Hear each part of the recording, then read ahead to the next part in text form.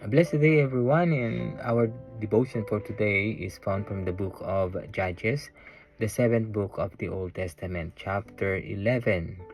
Jephthah delivers Israel, from verse 1 to verse 8. Now Jephthah the Gileadite was a mighty warrior, but he was the son of a prostitute. Gilead was the father of Jephthah, and Gilead's wife also bore him sons.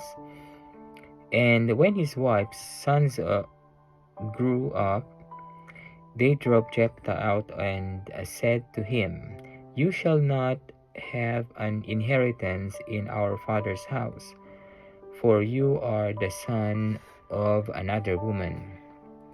Then Jephthah fled from his brothers and lived in the land of Tob. And worthless fellow collected around Jephthah and went out with him. After a time, the Ammonites made war against Israel. And when the Ammonites made war against Israel, the elder of Gilead went to bring Jephthah from the land of Tob. And they said to Jephthah, "Come and be our leader, that we may fight against the Ammonites." But Jephthah said to the elder of Gilead, "Did you not hate me and drive me out of my father's house? Why have you come to me now when you are in distress?" And the elders of Gilead said to Jephthah, "That is why we have returned to you now, that you may go with us and fight against the Ammonites and be our head over all the inhabitants of Gilead." This is the word of the Lord. Amen. Good evening, everyone. My devotion for today is from Judges, chapter 11, verse 9 to 16.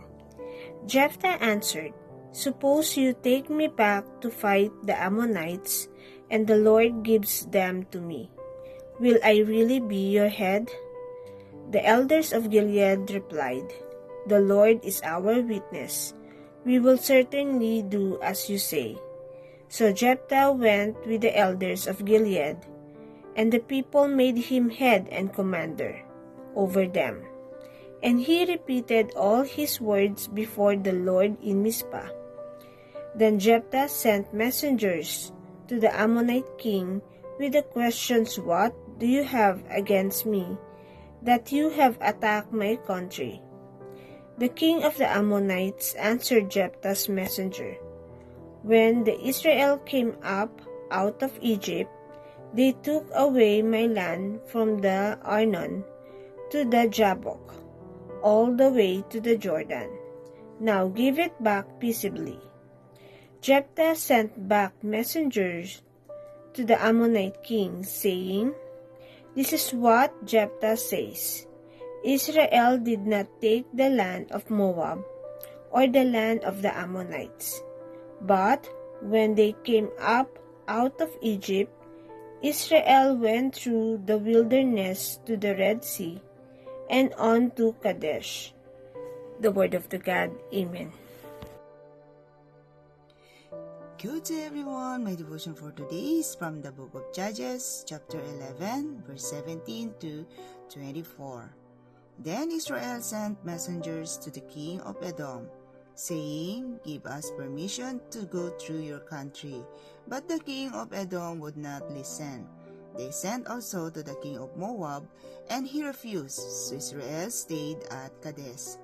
Next, they traveled through the desert, exerted the lands of Edom and Moab, passed along the eastern side of the country of Moab, and camped on the other side of the Arnon.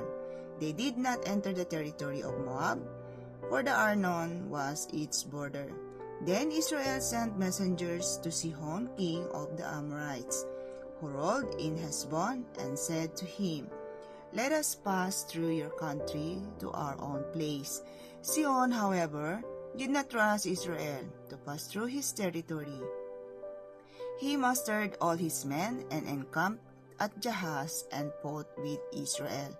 Then the Lord, the God of Israel, gave Sihon and all his men into Israel's hands, and they defeated them. Israel took over all the land of the Amorites who live in that country, capturing all of it, from the Arnon to the Jabbok, and from the desert to the Jordan. Now since the Lord, the God of Israel, has driven the Amorites out before his people Israel, what right have you to take it over?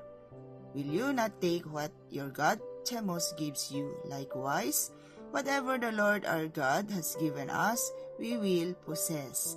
Amen. A blessed day, everyone. Our reading for today is from the book of Judges, chapter 11. Jephthah delivers Israel. I'll be reading from verse 25 to 32. And here is the scriptures. Now are you any better than Balak, the son of Zippor, king of Moab? Did he ever contend against Israel, or did he ever go to war with them? While Israel lived in Heshbon and its villages, and in Aroer and its villages, and in all the cities that are on the banks of the Arnon, 300 years. Why did you not deliver them within the time? I therefore have not sinned against you, and you do me wrong by making war on me. The Lord, the judge, decide this day between the people of Israel and the people of Ammon. But the king of the Ammonites did not listen to the words of Jephthah, and he sent to him. Jephthah's tragic vow. Then the Spirit of the Lord was upon Jephthah, and he passed through Gilead and Manasseh, and passed on to the Mizpah of Gilead. And from Mizpah of Gilead he passed on to the Ammonites. And Jephthah made a vow to the Lord and said, If you will give the Ammonites into my hand, then whatever comes out from the doors of my house to meet me when I return in peace from the Ammonites shall be the Lord's, and I will offer it up for a burnt offering.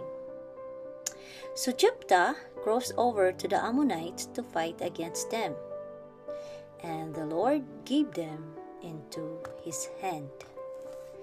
Amen. A blessed day, everyone. My devotion for today is from the book of Judges, chapter 11, verses 33 to 40. He devastated 20 towns from Aroer to the vicinity of Minnith, as far as Abel Keramim. Thus, Israel subdued Ammon. When Jephthah returned to his home in Mizpah, who should come out to meet him but his daughter, dancing to the sounds of tambourines? She was an only child. Except for her, he had neither son nor daughter.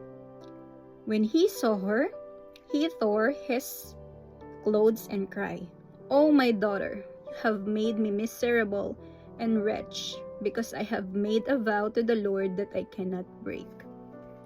"My father," she replied, "you have given your word to the Lord. Do to me just as you promised. Now that the Lord has avenged you of your enemies, the Ammonites, but grant me this one request," she said. "Give me 2 months to roam the hills and weep with my friends, because I will never marry." "You may go," he said, and he let her go for 2 months.